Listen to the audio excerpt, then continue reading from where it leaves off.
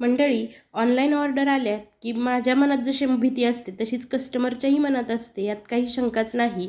मला जसं वाटतं की हे कस्टमर पहिल्यांदाच आपल्याला ऑर्डर देते आणि आपल्याला ह्याचे पैसे मिळतील की नाही, त्यामुळे मी त्यासाठी अगोदरच ऑर्डरचे पैसे घेते.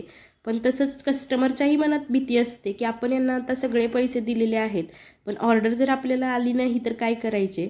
अशीच एका ताईंची मला बालेवाडीवरून ही ऑर्डर आलेली होती. त्यात त्यांच्या मुलीचं डोहाळ जेवण होतं आणि त्यासाठी त्यांनी माझ्याकडून चकली, लसूण मसाला शेव आणि मक्याच्या पोह्याचा चिवडा असे घेतले होते. या ताईंना अर्जंटमध्ये ही ऑर्डर हवी असल्याने बाकी 2-3 कस्टमरला मी थोडं होल्डवर ठेवलं होतं. त्या ताईंना हे सगळं फराळाची ऑर्डर घेऊन त्यांच्या मुलीकडे जायचं होतं.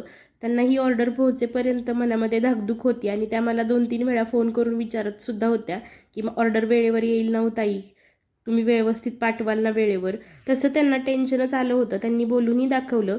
मी त्यांना एवढंच म्हटलं की तुम्ही मला ऑर्डर दिली आहे, आता हे टेन्शन माझं आहे की वेळेवर ती कशी पूर्ण करायची. भाजणीची चकली, लसूण मसाला शेव, त्यानंतर मक्याच्या पोहेचं चिवडा व्यवस्थित बनवलं, सगळं व्यवस्थित वजन करून पॅक केलं आणि त्यांना पोर्टरने पाठवून दिलं.